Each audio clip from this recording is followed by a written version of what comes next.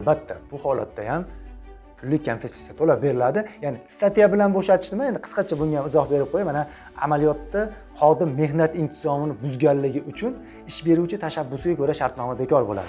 Mana 161-modda 2-qism 4-bandi bor. Mehnat intizomini muntazam ravishda buzganligi uchun shartnoma bekor qilinadi. Hamda 161-modda 2-qism 5-bandi bor. Ya'ni xodim mehnat intizomini bir marta qo'pol buzganligi uchun mehnat shartnoma bekor qilinadi. Ya'ni bu xalqimiz tilida aytganda yoki ish beruvchi tili bilan aytganda statiya bilan bo'shatish. Arizangni yoz, bo'lmasam seni statiya bilan bo'shataman deyiladi-yu, xuddi o'sha. Demak, xodim statiya bilan bo'shatiladimi? O'sha yuqorida aytganimizdek yoki boshqa asosga ko'ra shartnoma bekor qilinadimi? Xodimga albatta pullik kompensatsiya to'lab beriladi. Sababi Mehnat kodeksining 234-moddasining 1-qismi nima deyilyapti? Mehnat shartnomasi bekor qilinganda, e'tibor qiling, shartnoma bekor qilinganda deyilyapti. Shartnomani qaysi asos bilan bekor qilinishining ahamiyati yo'q ekan.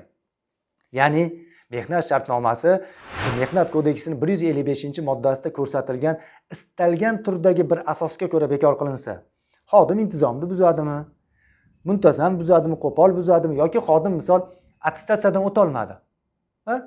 Attestatsiyadan o'tolmadi, 161-modda 2-qism 3-bandiga ko'ra shartnoma bekor qilinyapti. Ana boring xodim vafot etdi. Xodimning vafoti munosabati bilan shartnoma bekor qilinyapti.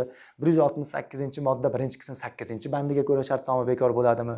Yoki ana nayinki xodim qamalib qoldi. Sodda qilib tushuntirsak, ozodlikdan mahrum qilindi.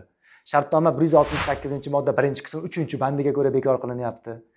Mana shu istalgan turdagi bir asosga ko'ra shartnoma bekor qilinsa ham, xodimga agar o'sha har yilgi mehnat ta'tillaridan foydalanilmagan bo'lsa, barcha foydalanmagan ta'tillari uchun pullik kompensatsiya to'lab beriladi. Mana tasavvur qilaylik, xodim 10 yillik foydalanmagan ta'tili bor. O'sha barcha davr uchun foydalanmagan ta'tillari uchun pullik kompensatsiya to'lab beriladi.